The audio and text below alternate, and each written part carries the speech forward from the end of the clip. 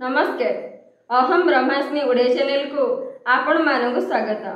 आज आम भिडियो माध्यम जानिबा कि मनुष्य को पाप कर्म करने किए प्रेरित करें।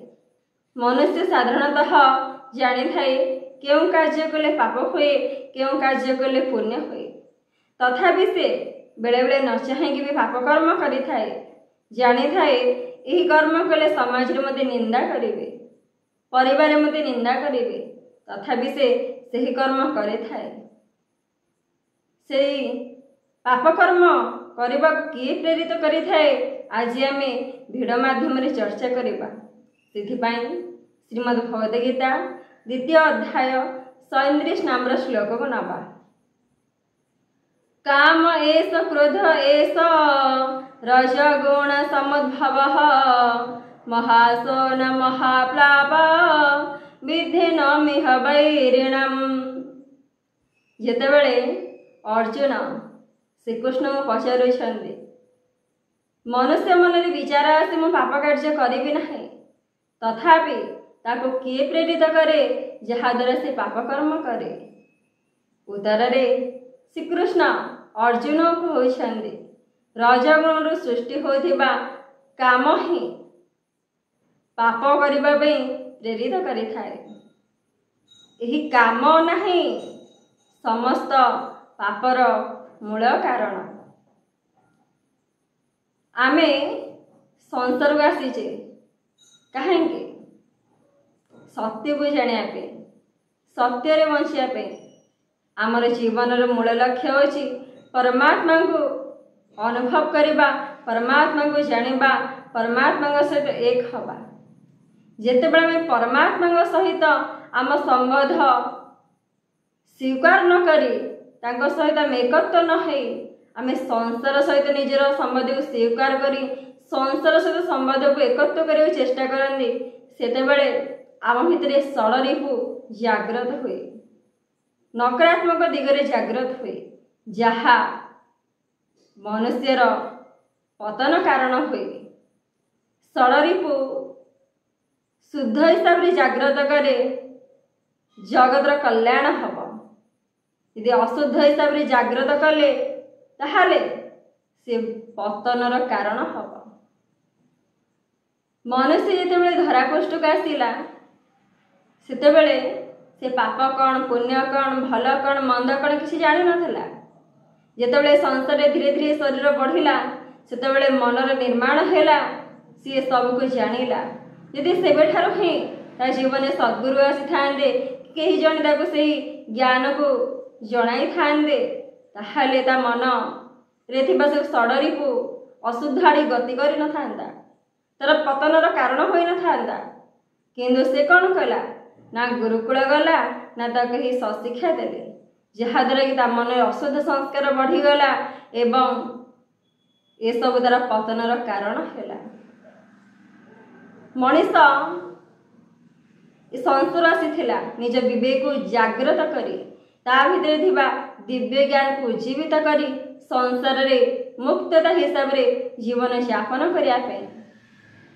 किंतु से संसारवासी कौन कला ना विवेक को जागृत न करी दिव्य ज्ञान को प्रस्फुटित न करी अज्ञान हिसाब रे जीवन काटिला, जहा आमर कदापि निजर नुह से सब को निजर बोली ज्ञान कला एवं पतन आमको जो षडरिपु करैब से षडरिपु से कबलित हैला। मनुष्य शरीर हूँ दुर्लभ शरीर बोली भागवत रे कहा जाइए। 84 लाख योनि रे केवल कर्मफल ही भोग कराए जाए, ना मुक्ति थाए ना ईश्वरत्व प्राप्ति थाए ना निज स्वरूपर ज्ञान को जानिबार सेठी कि गुरु थांदी कि बताती सेमती किसी भी सुविधा न थाए। किंतु मनुष्य जीवन एमती एक दुर्लभ जीवन जोठी कि आमे निजको चिन्हबा निजको जानिबा एवं परमात्मा जहाँकर आम अंश तांग सहित एक हवा केवल ये मनुष्य शरीर रे, केवल ये शरीर को विनियोग करी ईश्वर माध्यम रे ध्यान करबा, ईश्वर माध्यम रे ईश्वर को अनुभव करबा, ईश्वर माध्यम रे तांको जानिबा एवं तांको सहित निजको एक करैबा। जदि आमे कौन करबा जदि आम सहित संपर्क न बन खाली संसार जड़ पदार्थ सहित जड़ सहित खाली संबंध बनैबा प्रकृति सहित संबंध बनैबा ताहले हमर पतन निश्चित। कारण प्रकृति हूँ विनाशशील, जेहेतु तारी देहरु ही शरीर सृष्टि होइछि, शरीर भी विनाशशील। ये विनाशशील सहित आमर संपर्क जदि बनैबा आमे ताहले आमर ये मनुष्य जन्म उद्धार हो पारिबो नाही। आमको आम अंशिंग सहित संपर्क बनैबा पड़िबो, जहाँ को पाइले आ जीवन किसी पाइबार आशा नथिबो। संसार जेते जहाँ भी पांतु पाइला परे पुनर्बार आशा रही थाए, पुनर्बार इच्छा रही थाए, केबे भी से कामना केबे भी से इच्छा पूर्ण हुए नहीं। जेते बेले भी किसी गोटे इच्छा पूर्ण हुए पुनर्बार नवजात इच्छा नवजात कामना सृष्टि हुए। यदि संसार रे आमर ये सब निजर होता कौन सी वस्तु पदार्थ शरीर निजर होता से सब को पाइला पर आमको शांति आनंद लगता, किंतु सेमिति किछि भी लगुना कहीं से सब आमर निजर नुह। जितेबले आमे आमर निजर स्वर्ग पाखे पहुँचवा तेबे जाई सेठी आमको प्रकृत शांति प्रकृत आनंद अनुभव हब आ सेठी किछि पाइबार आशा ही नथिबो। एवं जदि ये सब आम निजर भी होता आम सहित चिरंदन भी था, शरीर हो कि भौतिक वस्तु पदार्थ हो सब आम सहित चिरंदन होगी रही था, कि से सब आम सहित चिरंदन हो रहूना। तार अर्थ यह कि सीए आमर निजर नुह, जी आम सहित चिरंदन रोची सी हूँ आमर निजर, सी परमात्मा। आम संसार आसीचे किछिटा वस्तु किछिटा पदार्थ भगवान आमको प्रदान कर शरीर को, जद्वारा संसार कर्म कर नाई कि से बांधि हवा। मनुष्य बांधि हवा जो भितर कामना बढ़ुची, आशा बढ़ुची, लोभ बढ़ुची, अहंकार बढ़ुची, गर्व बढ़ुची, जहाँ हूँ तार पतनर कारण। जेते कामना बढ़ी बढ़ी चलिए मनीष से बांधि हुई जीव, आते बांधि हुई जीव से तार पतन ही सृष्टि हम। मनुष्य जितेबाला कौन से गोटे जिनस पाइबा इच्छा करे ता मन में कामना सृष्टि हुए, प्रबल तीव्र कामना सृष्टि हुए। जितेबाला से वस्तु को से पाई जाए ता मन में लोभ सृष्टि हुए, लोभ भी ताको पतन आड़े गति कराए। एवं मनीष यदि कौन से कामना करे ता मध्य यदि से आशाटी पूर्ण हो पारुना ता द्वारा राग सृष्टि हुए, राग मध्य पतनर कारण हुए। उदाहरण स्वरूप जदि आम नवाक चेष्टा करवा, मनकर कौन से व्यक्तिर किसी सुना रही माने से व्यक्ति जन कहते धनी व्यक्ति घर सुना रही, आम प्रचेषा करवा आम मन में कामना आसो जे सी तो ये धन रखिंट धन आम कि चोरई आनिबा, मन सृष्टि है कौन कामना। आम जो से कामना करुचे सेतेबेले आम जदि से जिनसटी पाई जाऊे पुनर्बार इच्छा सृष्टि होची, माने यदि खाली बिना कर्म जदि आमको एत सब मिल जाऊँगी ताहले मत कर्म करिबार नाही, बास मन में कामना रखुचे तापर कौन करुचे ना कामनार सृष्टि होची लोभ। माने से जिनसा पाइगला माने पुणी आहरी इच्छा होची आ काम दाम किसी करिबार नाही, बास एमती चोरी करी चोरी बड़ हेबी माने आहरी धन संचय करी माने धनर वृद्धि मन में लोभ लगे जे एतिक जिनस पाई आहरी बढ़ेबी आहरी बढ़ेबी आहरी बढ़े एमती लोभ सृष्टि हो। जदि भी आम से धनी व्यक्ति घर जाइचे आम धरा पड़ जाऊे आमर से कामना पूर्ति न होची आम भीतर आसूँ राग, रागरे हुए आम हत्या करुचे, से हत्या द्वारा आमर कौन हो ना धरा में पड़ुचे। एमती गोटे कौन तो सत लुचिकी के रहेनि ना, दिना दिने से सामना बसब से धरा पड़ एवं जेल जीव। तो आम जो भी गोटे कामना रखुचे से कामना जिते पूर्ण होते लोभ सृष्टि होची, लोभ भी मनुष्यर पतनर कारण।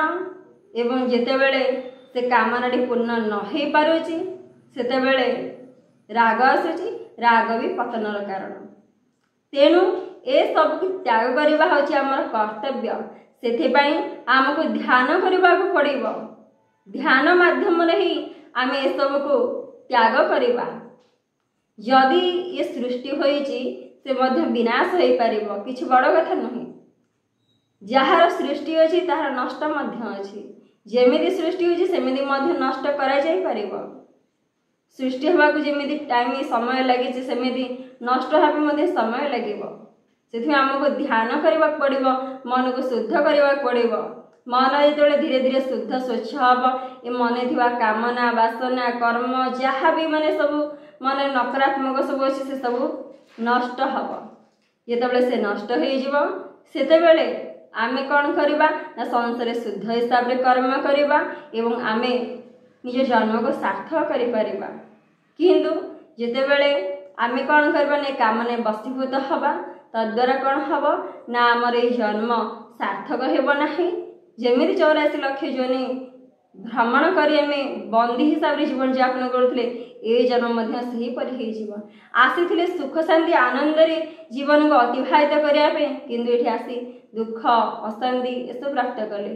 कामना जिते भी मनुष्यर पूर्ण हुए से अशांति सृष्टि करे से मन में दुख सृष्टि करे से मन में कष्ट सृष्टि करे कामना केतबेले गोटे मनुष्य को सुख शांति आनंद दे पारि न थाए कि लोभ भी मनुष्य को केतबेले सुख शांति आनंद दे न थाए कि राग भी केतबेले गोटे मनुष्य को सुख शांति आनंद दे न थाए सर्वदा माने कष्ट ही दे थांती तो आमको यदि कष्ट मुक्ति होवार अच्छी ताहले आमर जो आमर मेन कर्तव्य आम जो आसी से कर्तव्य आमर करार अच्छी निजक चिन्हबार अच्छी निजक जानबार अच्छी संसार वास्तविक तत्व को चिन्ह तत्व निजक लीन करार अच्छी ए मुक्त करार अच्छी कहीं जेते आम मन में कामना वासना चलो सेते आम भितर पतनर बाटटा से प्रशस्त हो पतन आड़ की जीवन गति कर कहीं कामनारू